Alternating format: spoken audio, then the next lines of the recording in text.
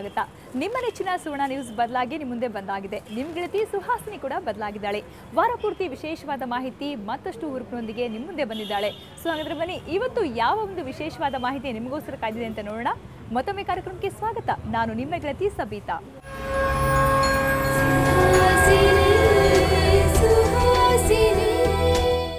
Car driving ಇರ್ಬೋದು, 4 wheeler driving ಇರ್ಬೋದು. So ಏನೇನೇ driving ಅನ್ನೋದಿದೆ ಅಲ್ಲ, ಮೊದಲಿಂದನೂ ಪುರುಷರಿಗೋಸ್ಕರ ಅಥವಾ ಗಂಡು ಮಕ್ಕಳಿಗೋಸ್ಕರ ಇರುವಂಥ ಹುದ್ದೆ ಅನ್ನೋಂಗೆ ಅದು ಬಿಂಬಿತವಾಗಿತ್ತು. ಸೊ ಅವರೇ ಜಾಸ್ತಿ ಅದನ್ನು ಯೂಸ್ ಮಾಡ್ತಿದ್ರು. ಬಟ್ ಅದನ್ನು ಮಹಿಳೆಯರು ಕೂಡ ವೃತ್ತಿಯನ್ನಾಗಿ ಮಾಡಿಸ್ಕೋಬೋದು, ಮಹಿಳೆಯರು ಕೂಡ ಅದರಲ್ಲಿ ಯಶಸ್ವಿ ಆಗ್ಬೋದು ಅನ್ನೋದನ್ನು ತೋರಿಸ್ಕೊಟ್ಟಿದ್ದಾರೆ.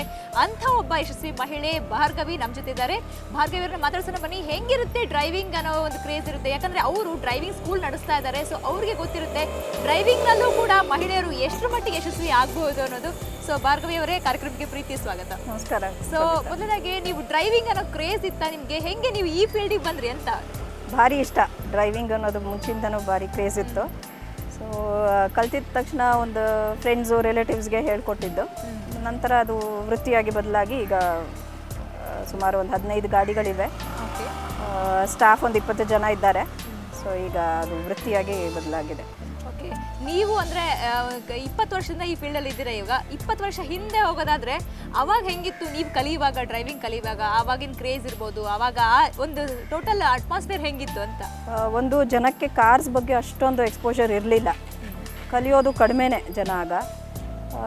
ಬಟ್ ಈಗಿನ ಜನ ಭಾರಿ ಫಾಸ್ಟ್ ಇದ್ದಾರೆ, ಹೇಳ್ಕೊಡೋದು ಸುಲಭ ನಮಗೆ. ಮುಂಚೆ ಲೇಡೀಸ್ಗೆ ಅರ್ಥ ಮಾಡಿಸೋದು ಭಾರಿ ಕಷ್ಟ ಆಗ್ತಿತ್ತು. ಟ್ರೈನಿಂಗೇ ಆಗಲಿ, ಅವರು ಕ್ಲಾಸಸ್ಸೇ ಆಗಲಿ, ಅವ್ರು ಅರ್ಥ ಮಾಡಿಸ್ಕೊಳ್ಳೋದು ಭಾರಿ ಕಷ್ಟ ಇತ್ತು.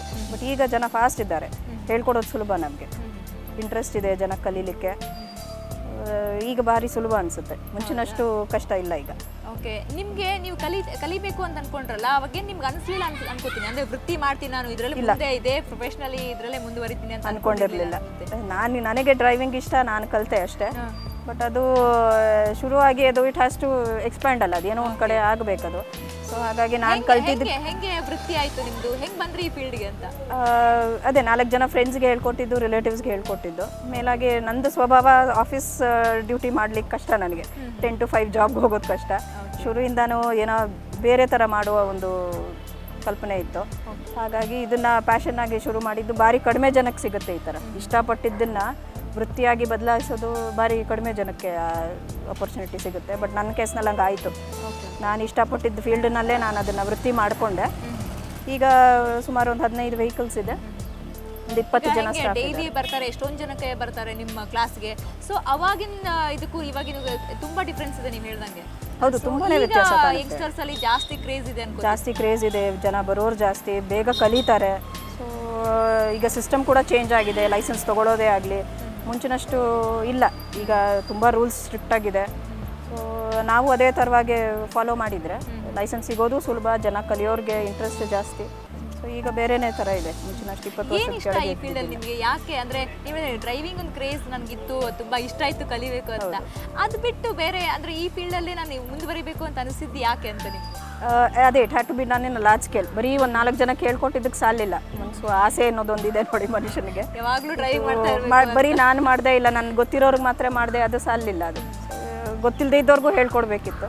ಸೊ ಹಾಗಾಗಿ I took it up as